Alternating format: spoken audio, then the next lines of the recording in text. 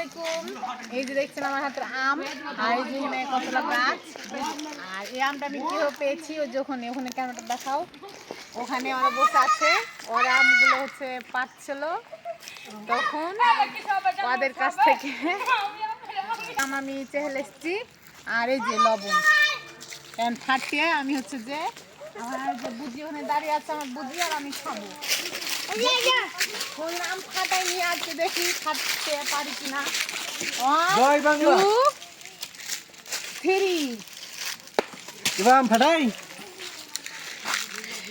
Already আমটা সত্যি ফাইটে গেছে।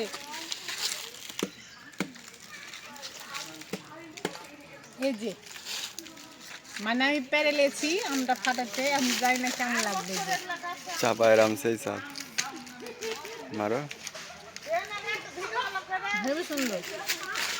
বাই বাই, টাটা, যাও এখন তোমরা।